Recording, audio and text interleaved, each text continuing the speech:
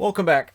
All right, we are going to talk about Toronto today. The final of the first round eliminated teams to discuss. And for Toronto, a 35-14-7 record. Hey, they did very well against the North this year.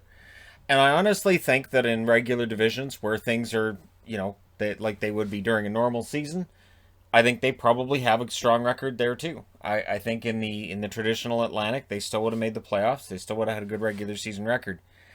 But for Toronto, they're in this no man's land, and I've mentioned the '80s Washington Capitals before, and I'll mention it here as well.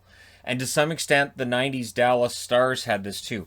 There's this realm you can be in where you're a really good team, right? And during the regular season, you win a bunch of games, and then in the playoffs, it just doesn't work. And it is tough to figure out what it is that gets your team from being a really good regular season team to being one of those playoff winners.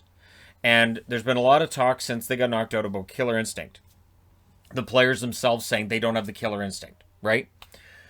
But the Toronto Maple Leafs, it isn't there. And so it's going to require some really, really different thinking from Kyle Dubas. You look at the teams that are still alive in the playoffs. So people talk a lot about how, well, we don't have the highest paid players still alive in the playoffs as I'm recording this, other than Carey Price. There's something to that, to being able to roll three scoring lines, and Toronto needs three scoring lines, and then a fourth line that's able to shut down the other team. A fourth line that's able to go out there and score the odd goal here and there as well. And getting there from here isn't that easy because they're already one of the better teams in the league. So if you argue for tearing it all down, you might overcorrect. So it is tough. And I remember Dallas in the late 90s as a fan watching them year after year after year, looking like they were close, and then they'd lose because they weren't as good as Colorado or they weren't as good as Detroit. And then in 99 it worked for them. And then it didn't work again after that. Well, in 2000 they went back to the Stanley Cup final, but before that run to the Cup in 99, there were plenty of questions being asked that weren't dissimilar to those being asked of the Toronto Maple Leafs. Mike Modano, was he good enough to lead a team to a Stanley Cup? Steve Yzerman, before he got it, same question was asked of him. I remember Mario Lemieux. The Pittsburgh Penguins were a mess for the first half decade he's there. And the question was, if he's going to win a cup, does he have to go somewhere else to do it? This is not new to hockey.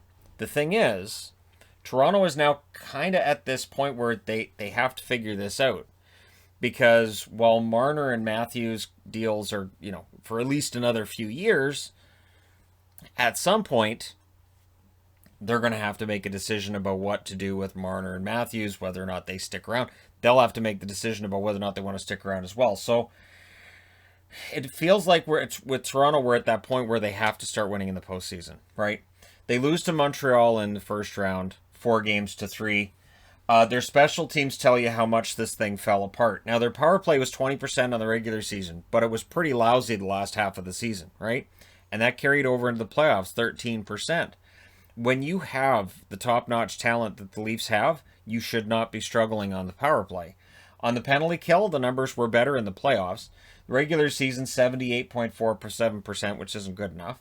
And 84.2% in the playoffs, which is good against Montreal. But again, the overall numbers do not add up to 100 for the regular season or for the playoffs. So there's some work to be done there. Now, when we look at the pending UFAs, it is quite the list.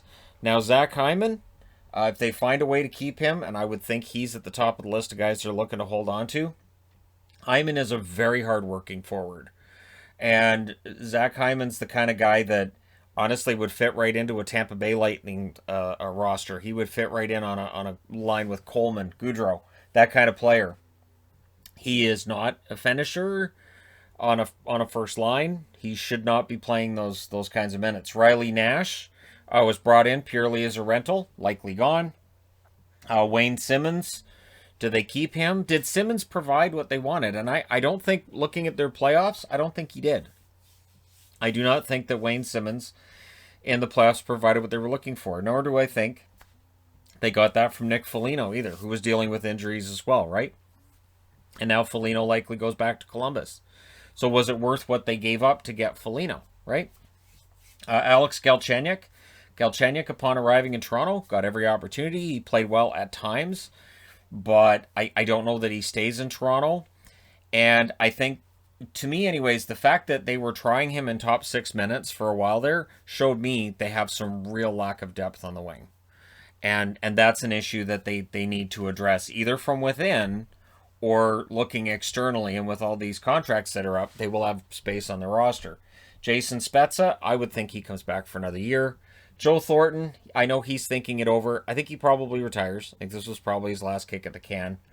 Zach Bogosian, I don't know if he returns to Toronto next year or not. Ben Hutton, pure rental. Can't see him coming back. Freddie Anderson, I would think the fact that Anderson was the backup in the playoffs means he's probably done. I don't think that they're going to engage in serious negotiations. I think there'll probably be some surface negotiations, but I can't see him sticking around. David Riddick was just there as insurance.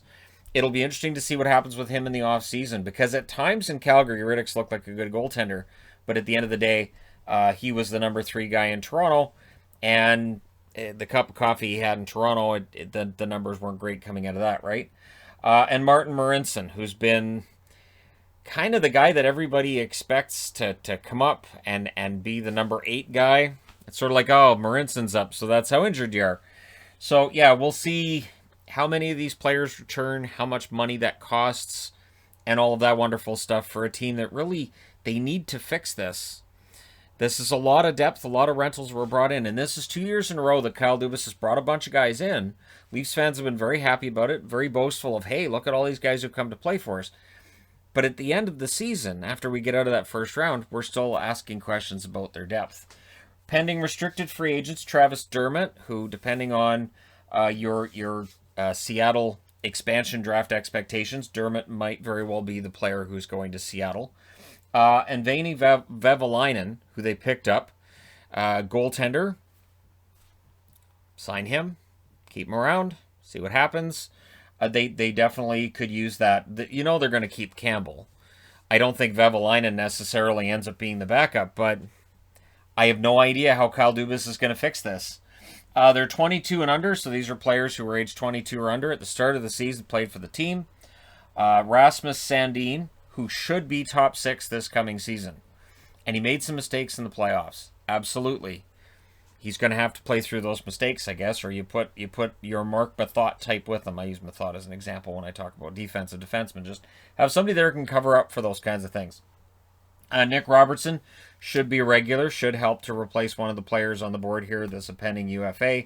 Joey Anderson, who didn't really get much of a chance to play this year, and that kind of surprised me, because I like Joey Anderson with the New Jersey Devils, and so either his play didn't suit what they wanted, or it just wasn't working on whatever level. But yeah, Anderson, I would think maybe he should get a look. He's a cheap option as well. And Timothy Liljegren, it feels like for Liljegren, we're already at this crossroads of, is he going to be a National Hockey League level defenseman or is he not? So you've got 2 defensemen there that should be regulars on their roster next season. 32 and over, the unrestricted free agents: Jason Spezza, Joe Thornton, Wayne Simmons, and Nick Foligno. So again, they went all in on at the deadline, and there was a lot of pressure to try to get ahead. And I don't know, every year I do like pressure to win power rankings. Who's got the most pressure to win the next Stanley Cup? I don't know if the expectations now have dropped for Toronto. Does that mean that the pressure drops? Nobody expects anything out of them now, or what? So the regular season points leader was Mitch Marner, 55 games, 20 goals, 47 assists, 67 points. He is, of course, the scapegoat for this season, because every year there's somebody that Toronto will blame. Sometimes it might be Freddie Anderson. Can't blame him this year. He was on the bench.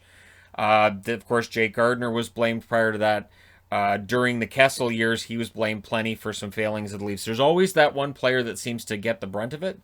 Marner's a very good forward, but he didn't come through in the playoffs. Nylander was their number 1 scorer in the playoffs, 5 goals and 3 assists over 7 games. And yet, of that core 4, if you were to make all of them available, I think Nylander would probably be the easiest one to trade, because they're not trading Matthews. Yes, I do think that Marner, there was more expected of him, but he's a setup man more than he's a goal scorer. So I don't really worry about the lack of goals. The lack of points would be a problem. But yeah, he's more of an assist man. And the other problem is this. If they traded Mitch Marner right now, I guarantee wherever he would go, unless it's a really defense-first organization like the Islanders, I would think that on a team that encourages offense, he's a 100-point guy. And within a year, you'd have Toronto fans screaming and yelling that I can't believe we got rid of Marner and he's got 100 points there and they're going to the Stanley Cup final. So, yeah. Top goaltender, it's Jack Campbell for both. This was supposed to be Freddie Anderson's team, right? Not when Jack Campbell got there. 17-3-2 during the regular season, .921 save percentage, 2.15 goals against. And then in the playoffs, his numbers were actually better than Carey Price's. He's 3-4 with a .934 save percentage and a 1.81 goals against. And yet there will still be those who say, yeah, but he needs to be better. I really, and I've said this before, I really think that goaltenders in the NHL might have the toughest job in sports. Because if a forward makes a mistake, somebody else is going to cover for him. Defenseman makes a mistake, you might have a defensive defenseman that covers up, or maybe somebody else. Goaltender makes a mistake, there is nobody to cover for you. You are just exposed, and you have the whole world going, I can't believe that. Whereas if you cough up a puck to Mark Stone and you're at the other end of the ice, people go, well, that was a turnover, but we recovered from it. Goaltender, not so much. Last 5 seasons, 35-14-7 this year. Lost to Montreal in Game 7. Game 7's an issue for them. 2019-2020, 36-25-9 record. They lose in the qualifying round to Columbus in a best-of-5 in Game 5. So those winner-take-all games, they're not good at the winner part of the take-all. 2018-2019, 46-28-8 record. They lose in round 1 to Boston in 7. 2017-2018, 49-26-7. They lose in round 1 against Boston in 7. 2016-2017, the first year of Austin Matthews, 40-27-15, and in round 1 they lost against the Capitals in 6. The one thing with this year, this is the first year that they've lost that first round matchup when they're clear favorites to win that series. And not only that, but a 3-1 series lead, and it gets away from them. It's all going to be interesting to see how they deal with this in the offseason, right? The best contracts on the team, you know what? I went with a couple of not talked about contracts. I went with Jake Muzzin, $5.6 million for 3 more years. And I think Muzzin, when he's healthy, is their best defenseman. I think he's solid. And I'm including Riley in that. That's not an insult to Riley. It's a compliment to Muzzin. Jack Campbell, $1.65 million for another year. Look at his numbers. That contract is fantastic for those numbers. But the real question is, when all of this gets settled and they figure out who's going to replace all these players, will they be better? Will they be closer to a cup? Or did they get further away?